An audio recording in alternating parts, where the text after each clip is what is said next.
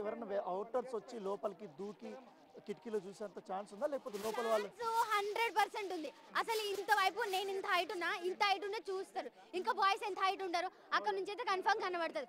మొత్తం అక్కడ మేము ఫస్ట్ డే వచ్చినప్పుడు మా పేరెంట్స్ ఇక్కడ చూసిరు, అక్కడ గోడ హైట్ ఉంది, ఓకే, ఇక్కడ గోడ హైట్ ఉంది, ఇంకెవ్వరు రారు ఇక్కడ అంటే ఇక్కడ ఉన్నారు, అక్కడ వాచ్మెన్స్ ఉంటారని ఓకే. కానీ బ్యాక్ సైడ్ మా పేరెంట్స్ చూడలేదు. బ్యాక్ సైడ్ మేము నిన్న మా పేరెంట్స్కి వీడియోస్ పెట్టాము, ఇంతలా ఉందా అని అంటుంది. ఇంత కుప్ప ఇంతవరకే ఉంది, విండో ఇంతవరకు ఉంది, ఇంత తొంగి చూసినా కనబడుతుంది. అసలు హైట్ తక్కువ ఉంది. మళ్ళీ మట్టి కుప్ప పెట్టారు, ఆ మట్టి కుప్ప తీసేసేయాలి కదా, తీయలేదు.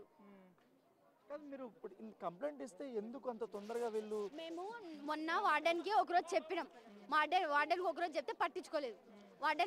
మళ్ళీ నెక్స్ట్ డే చెప్తే అప్పుడు వాళ్ళ పేరెంట్స్ తీసుకొని వచ్చారు. వాళ్ళు డైరెక్ట్గా వాళ్ళ పేరెంట్స్ తీసుకొని వస్తే అప్పుడు పట్టించుకున్నారు. అంటే ఎవరమ్మా ఎవరై ఉంటారు అనేసి కేవలం మెస్ వాళ్ళనా అమ్మాయి అన్నట్టు? మెస్ వాళ్ళే, ఇంకెవరు ఉంటారు? అక్కడ నుంచి వచ్చే వాళ్ళు అంటే మరి అక్కడ నుంచి వచ్చే వాళ్ళకి ఛాన్స్ ఉందంటే అదంతా మనం క్లోజ్ చేయాలి కదా. మరి అక్కడ బాయ్స్ వచ్చే ఛాన్స్ కూడా ఉంది అనుకుంటున్నా. అక్కడ గోడ కూడా చిన్నగా ఉంది, ఆ గోడ మొత్తం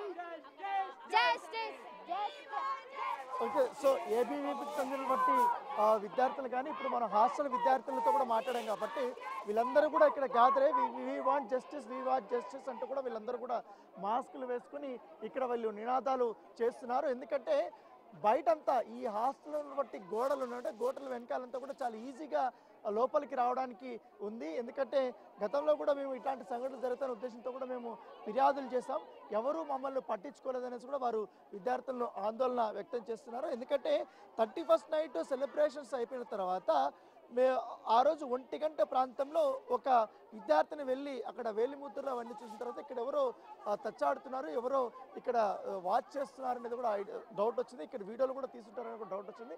వెంటనే విద్యార్థులందరూ కూడా వార్డెన్ చెప్తే ఆ రోజంతా వార్డెన్ పట్టించుకోకపోగా ఎప్పుడైతే పేరెంట్స్ ఇన్ఫార్మ్ చేసి వాళ్ళని బయటకు తీసుకొచ్చారో వాళ్ళని ఇక్కడ తీసుకొచ్చారో అప్పుడు ఆందోళన వ్యక్తం చేశారు.